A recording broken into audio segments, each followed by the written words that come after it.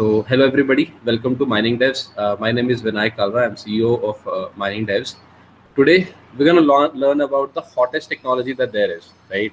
I believe everybody has seen the prices go up and down. I believe this is the reason for most of the people, here that, what exactly is the technology behind it and how I, as a developer or a designer, or for that matter, if you guys are in any of the industries, right, how you can get started in blockchain. Blockchain is actually quite wide right now. It's very, very big, a huge space.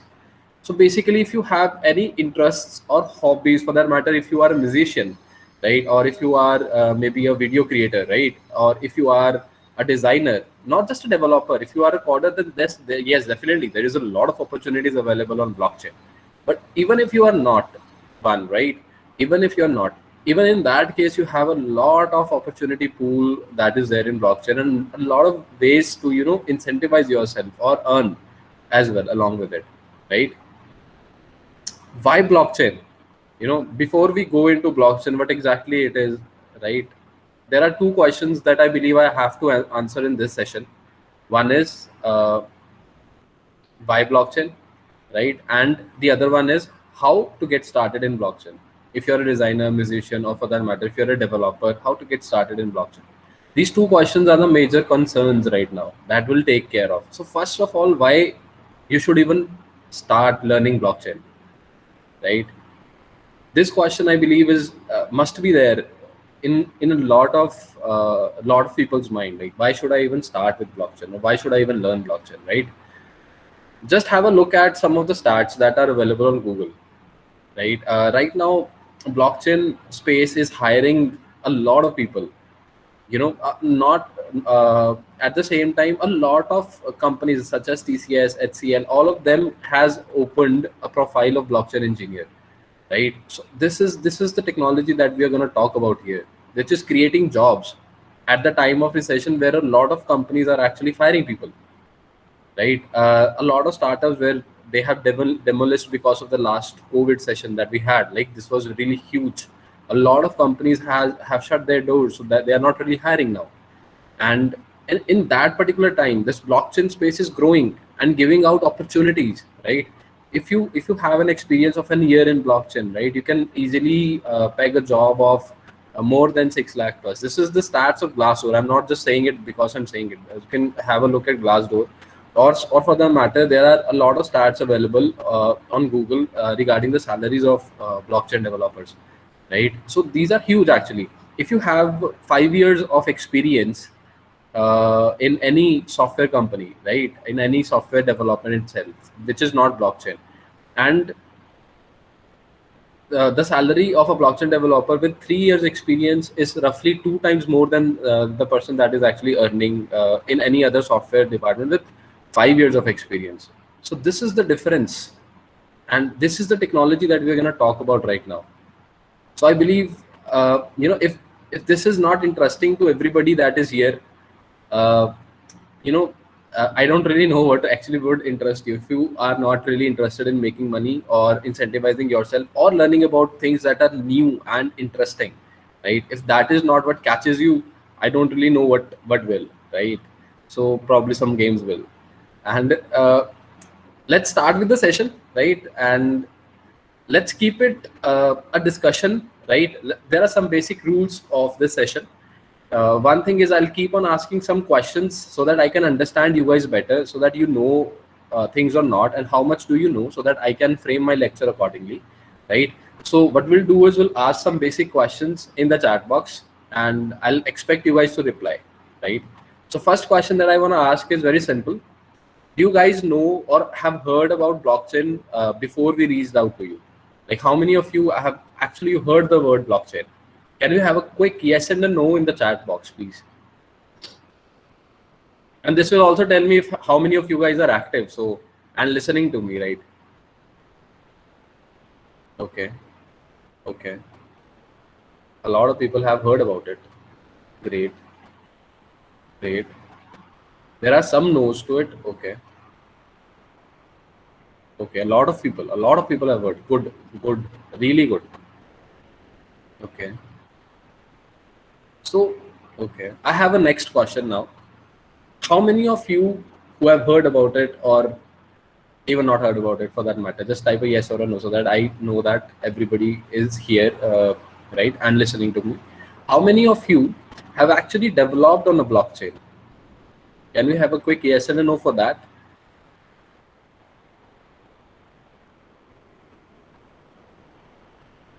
No, no, no, no, no. Partly, okay. Somebody at least started. That is good. Samyak, great. Okay. So basically, majorly, it's a no, right? Right. What we'll do is we'll try to convert this no to a yes today, right? So that it's that easier for you to get started in blockchain. What we'll do is in this lecture, we'll try to cover some of the basic points or around the blockchain itself, right? So these are some of the things that we'll learn in this lecture, right? What is the functioning of a blockchain? What exactly is a blockchain, right? This is the question that we'll cover next now, considering that all of you guys are now interested in learning this. Then we'll talk about some of the use cases of blockchain, where it is used, how it is used, and how designers, for that matter, musicians, as I was saying, right, all of them could be incentivized in blockchain.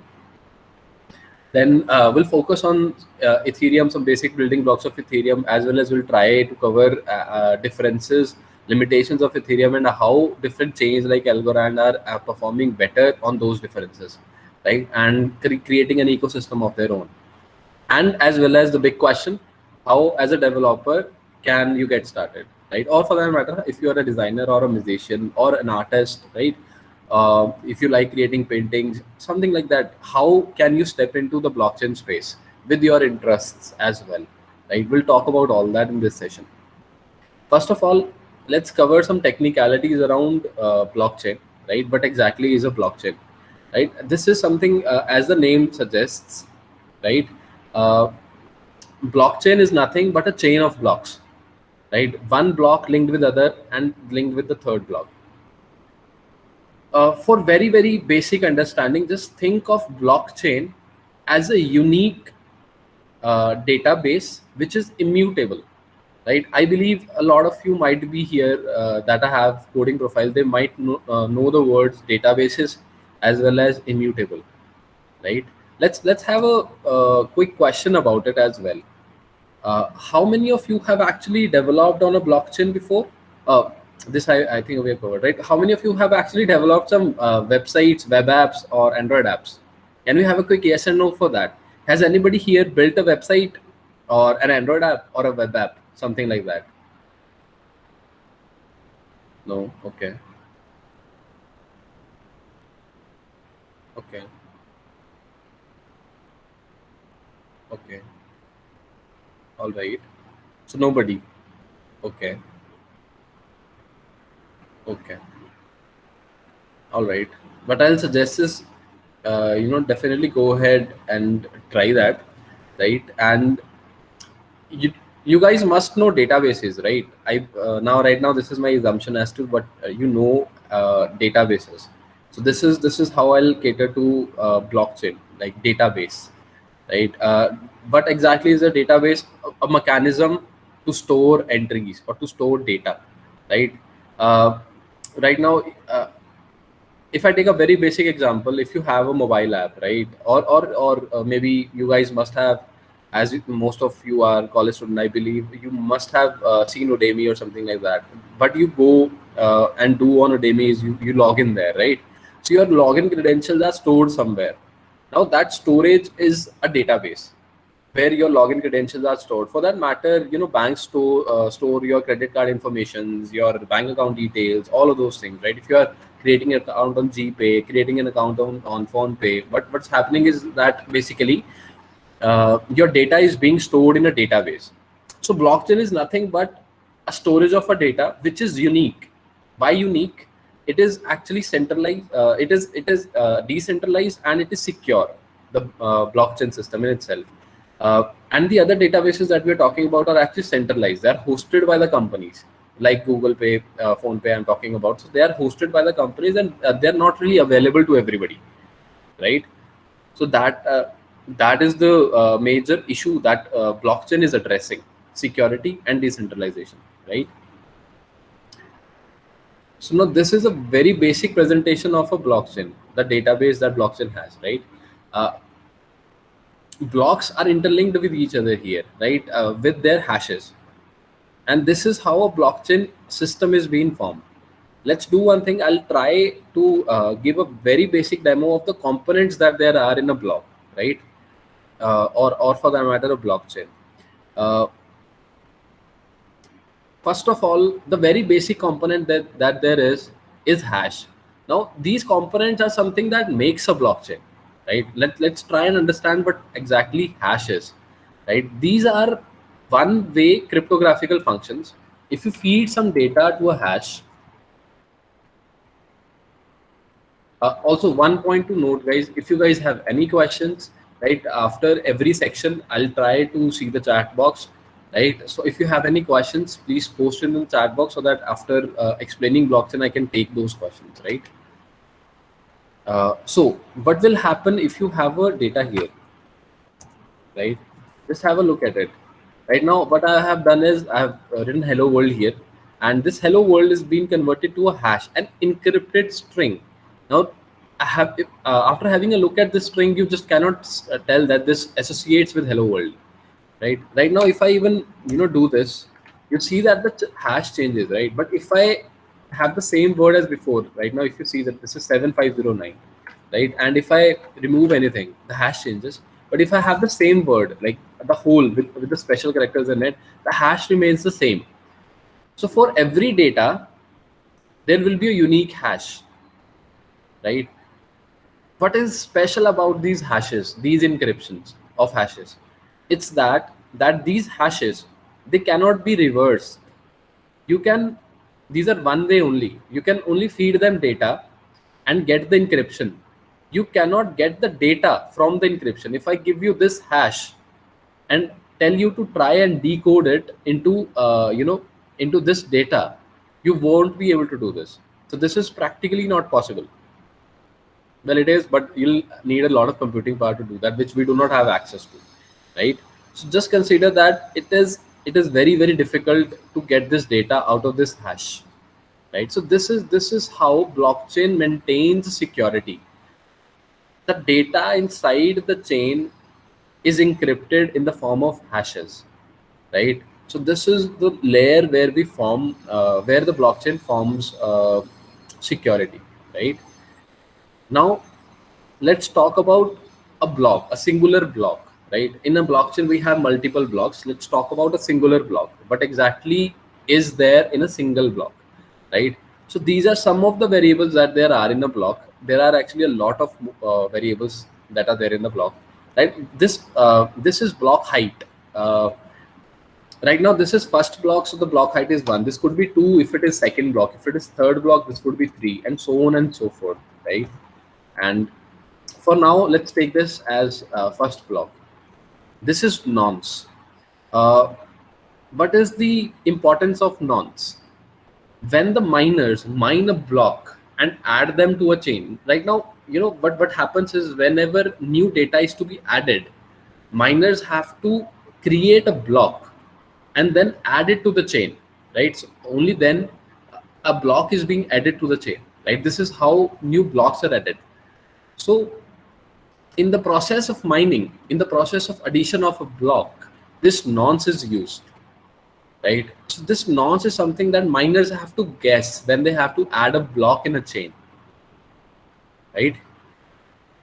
This here is data of a block. This actually could be anything. You can store images here, videos here, you can store audio here, right? You can actually store anything here. You can store transactions here for that matter. In case of Bitcoin, what we do is we store transactions in this, right? And in case of Ethereum, or right, what we do is we store transactions as well as we store code here as well along with it. Ethereum is special in that way. Ethereum was the first one that brought this.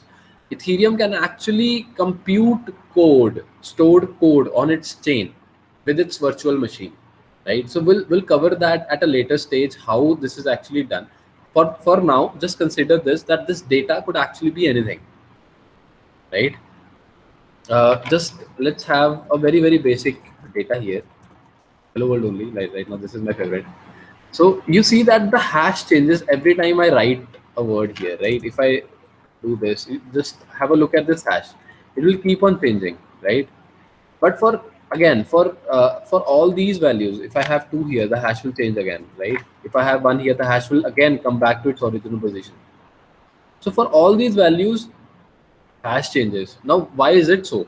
All these values are fed in a cryptographical function, in a hash function, and then a hash is being generated. All these values. So if I change any of these values, the hash of a block will change, right? Just keep this in mind for the next part, right? If I change anything, the hash will change, right? Right now, this is not exactly the process of mining. This is just for understanding that whenever we mine a block, what happens is that the hash changes, right? Hash will have some zeros in front of it. These zeros signifies the difficulty of mining this block. If there are a lot of zeros, it is very difficult to mine this block or to guess this nonce for that matter, right? For a particular block. So these are some basic fundamentals of a block. Now let's move on to what exactly is a blockchain, right? It's very simple. Now, because now you know what a block is. It's just a chain of these blocks, right? And how these chains are linked, how first block is linked with the second block is through these hashes itself. So this is why it was very essential to understand what exactly is a hash, right? So you see that there is a hash here which is used as a variable here, previous hash, right? In the second block. In the third block, the hash of the second block has been used as previous hash in the third block, right? And so on and so forth, right? This right now, let me give you a very basic example. Just have a look at this. What will happen if I change the data in the third block, right? The third block says that the hash of the third block is changed, so it's red now. What we have to do is we have to mine this block now, right? So that we can include it in the chain, because data is changed now. So this block, the hash of the block has changed and the whole block has been invalidated. So a new hash is to be generated now for this block, right? So if we mine it, now it is green, right? And this is very basic, right? This is what we studied in the block section as well. But have a look at this. What will happen if I go ahead and change the data that was there in the first block? All three blocks are now red. What exactly happened here? This is something which is intriguing and forms the basis of security in blockchain. You cannot go back and change the data, right? If you change the data of a very previously mined block, what will happen is that the hash of this block will change. If this hash changes, it is no longer linked with the second block because the previous hash has changed, changing the hash of the second block as well. So we have to change the hash of the second block as well. Then we have to change the hash of the third block as well, because the linkage is now broken, because the hash of the block has changed when we change the data while going back. So here what will happen is that you just cannot go back and change the data in a chain, right? Consider this now. In the current system that we have of our databases, right? Supposedly you have, supposedly I have 10,000 rupees in my bank account. That 10,000 rupees is nothing but a number in my bank, right? But if somebody has access to that bank database, they can go ahead and change that number to anything, right? So if somebody has a grudge over me, what they'll do is they'll go ahead and do that zero, right? And I'll actually have nothing left with me in my bank account. It's that easy to change the values in the centralized databases that we are using right now.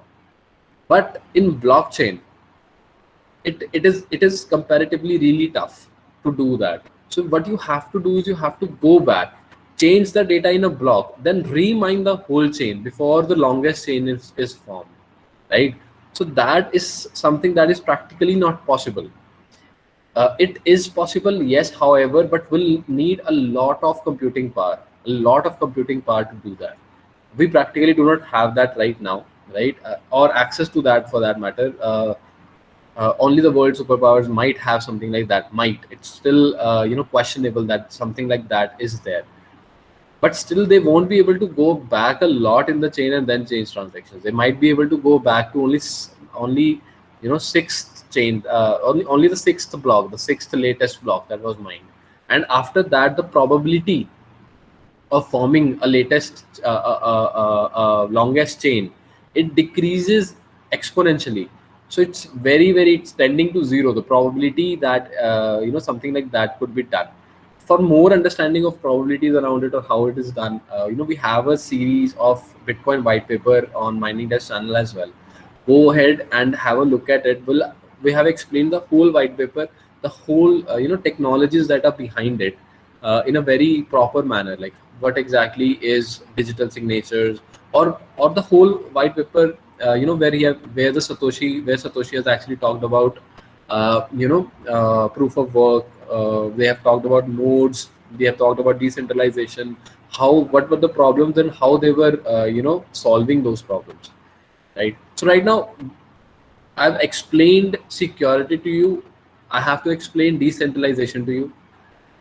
In decentralization, uh, I hope that you understand what is centralization. In centralized databases, there's just one database which is connected to all apps. So just consider that you are on Udemy, right? So Udemy might have a centralized database where all your login credentials are stored, right? I can go there and change your username and all that stuff. So, and if I have access to that database, right? That is a centralized server where this data is stored in just one server in blockchain. But what's happening is that data is stored in multiple servers called nodes, right? So there is there is not one singular place where data is stored. The data is actually stored in multiple places. The whole chain, for that matter, is stored in multiple places, right? So it's public. Anybody can go ahead and watch the transactions that are going on chain, right? First of all, it's not private at all. It's not like a bank, right, where you cannot see the transactions that are happening, right? Or in blockchain you can actually see the transactions that are happening. You just cannot relate it to a person or a human, for that matter, because the transaction addresses look something like this. They are hashes, again, which forms a security purpose in the blockchain, right? So this is the very basic around blockchain, right? uh, are there some questions around it? Acha, we are aware. Okay. If you guys have some questions around blockchain, please go ahead, post it. And after this, I'll cater to smart contracts, as to what smart contracts are and how they are deployed. Right? And okay, can we hack that chain? Like, which chain are we talking about, Shiv? Can you please specify? Uh, what if we guess the nonce of block that's already in a chain? Okay. So first of all, uh, if a block is already in a chain, you can always see the nonce value that is there of that particular block. Maybe I can show you here. Just a sec. Let me show you what exactly a block looks like in chain, right? So that you can have a proper understanding of it. Right now, this is Block Explorer.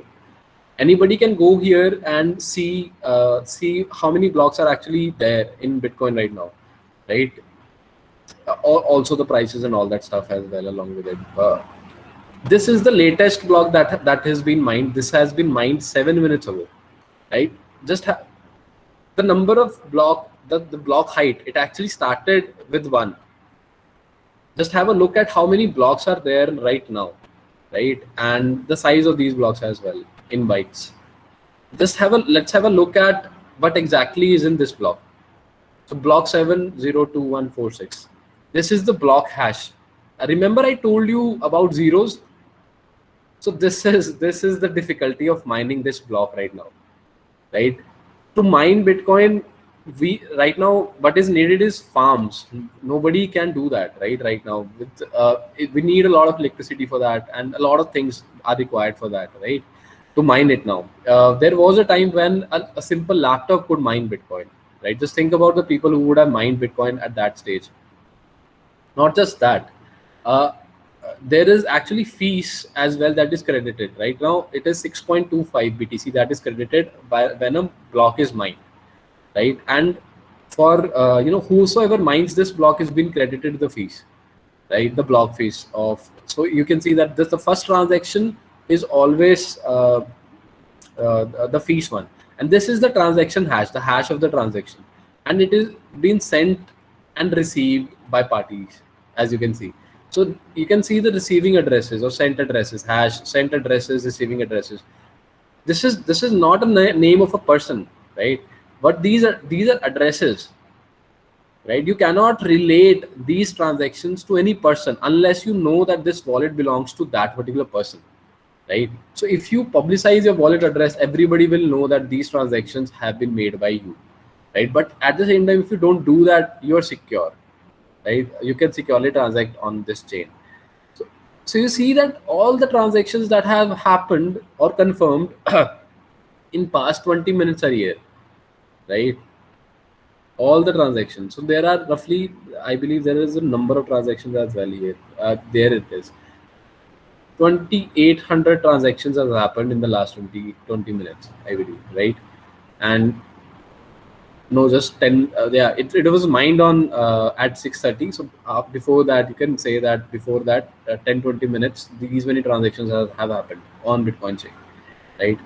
And if we talk about nonce, there it is. So you do not have to guess the nonce of the block that is already mined.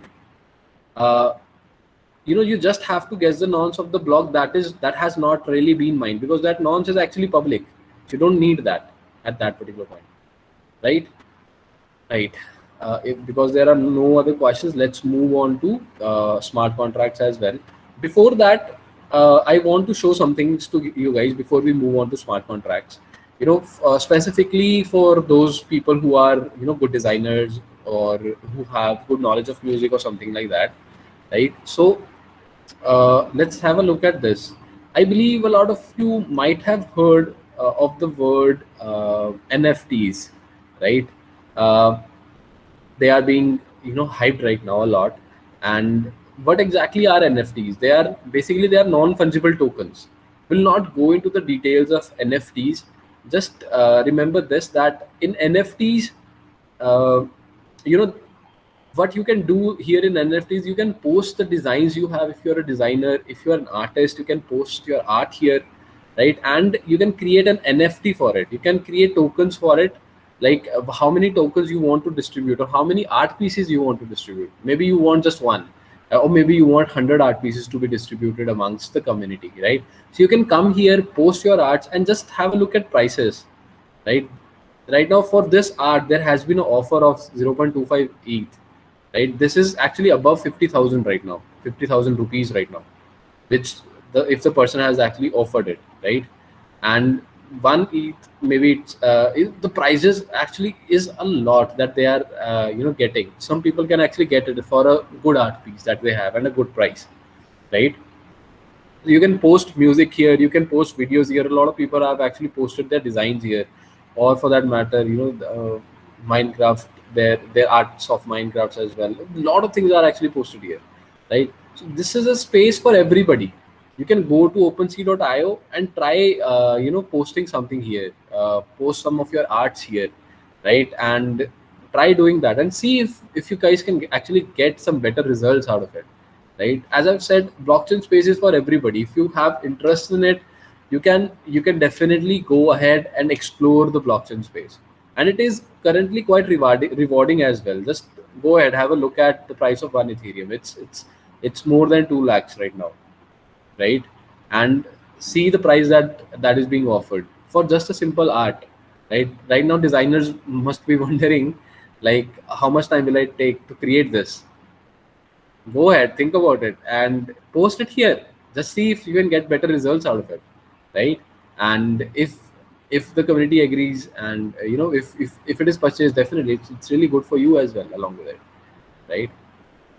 Now let's try to cover smart contracts as well in our lecture, right? So this is how a smart contract looks like. Now there is, as I've already told you, that we can deploy code as well along in that data, right? In this data, we can deploy code as well in case of Ethereum, Algorand, such chains, right? Where we can deploy code, right? And in that what we can do is we can actually, through code, we can process that data, update that data, as well as get that data. This is a very basic smart contract doing that.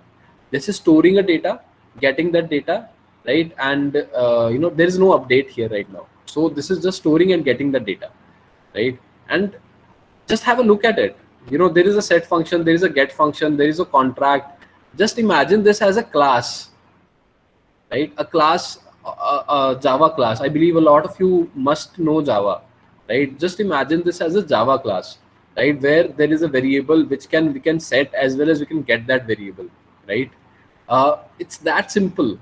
This smart contract. The only problem in getting started is you guys don't really know how to, right? So what I'll suggest is just uh, you know just start by building a smart contract, just a simple smart contract, right? And reading the docs, right? Just read a doc about how to build a smart contract, right? It could be on Ethereum, it could be on Algorand for that matter, right? uh, what we do is we'll prefer if you go with Algorand because of the limitations of Ethereum, right? And the docs of Algorand are also really really nice, right? Where you can actually go ahead and deploy a smart contract, right? One thing that you guys must do is stay connected, right? If you are building and you have some questions, you can definitely go ahead and ask the community as well along with it. So what we'll do is we'll be sharing some of the links as well along with you. You can go and join some communities, like let me tell you something about myself as well. When I started, right? So the first thing that I did was I joined communities, as many as I could, right? So that if I have some question about building, I can ask it in multiple communities and get the feedback. Or for that matter, if I'm developing something, right? I know now how to develop a smart contract. Now, where should I go? What should I do? So all those ideas, they came through from these communities only. There were discussions happening in these communities as to this could be done, this could be done, this could be done, and those ideas are something that are very important.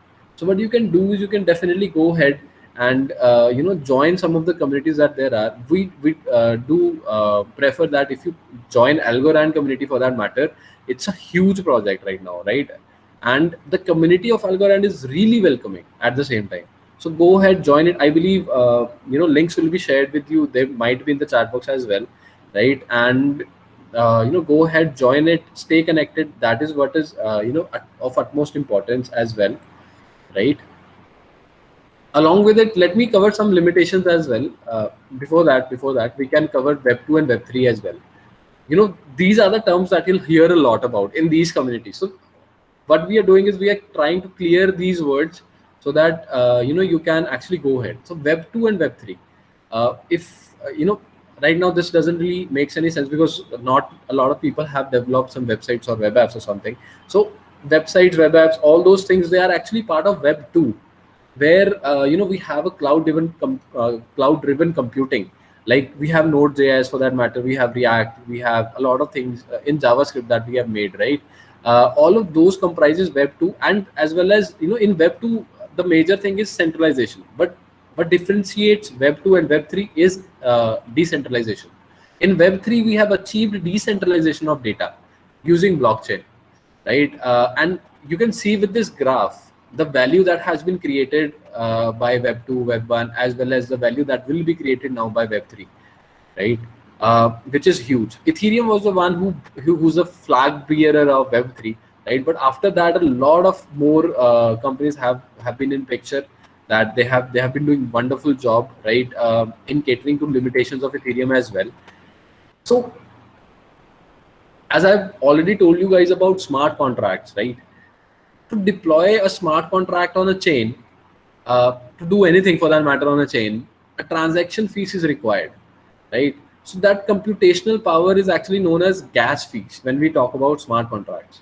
In Ethereum, because the network is generally clogged with transactions, right? The gas fees is very very high, right? And because the network is clogged with a lot of transactions, it is very less scalable right now, very limited. In thousands only transactions could be made, only in thousands right now on Ethereum network, right? But the demand is actually of tens of thousands, and it will grow on Ethereum network, right? So these are the limitations of Ethereum network for that matter. And what Algorand is actually doing is they are trying to cater to these limitations, right? They have they on Algorand, what you can do is there will be very low gas fees, as well as the scalability is also really nice, right? So deploying a smart contract uh, on chain is actually preferable in some of these chains if it is a very heavy duty work, because otherwise on Ethereum nobody will be transacting because of the fees that is there on Ethereum network, right? So these are some of the limitations that are there on Ethereum network, right? uh, and definitely, how to get started. There are two things to get started with. One is building a smart contract. Go ahead, try and build a smart contract. We'll share, no need to note these documentations. We'll share the documentations with you. We'll share the documentations on how to create a smart contract using Solidity. The language that you saw was Solidity earlier, right? And how to deploy a smart contract using Solidity, and how to deploy it even for that matter on Algorand or on Ethereum. We'll share the resources with you, right? This is one thing to do. This is one starting point.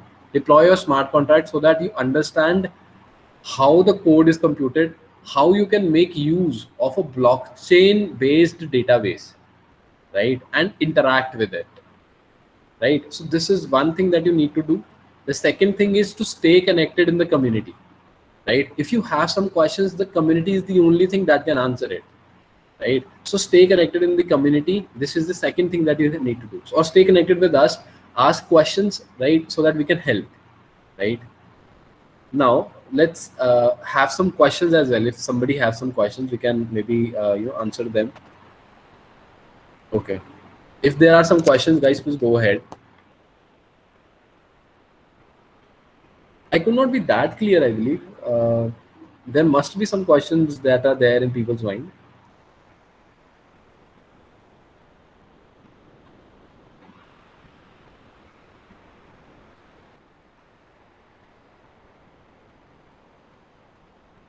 Okay, in the meanwhile, people are typing their questions. I hope that I was clear, right? And definitely go ahead, join the communities, because that is one way to get started in this blockchain ecosystem, right? And this blockchain ecosystem is actually growing at a very, very high pace, right? So in as I've already showed you the prices, right? Let me show you one more thing here that I have with me, DeFi Pulse. So these are some of the projects that are made on DeFi, right? Now this B is the value of these projects in billions. Just have a look at the code that there is. The code might not be more than 200, 400 lines. So 200, 400 lines of code is valued at in billions of dollars.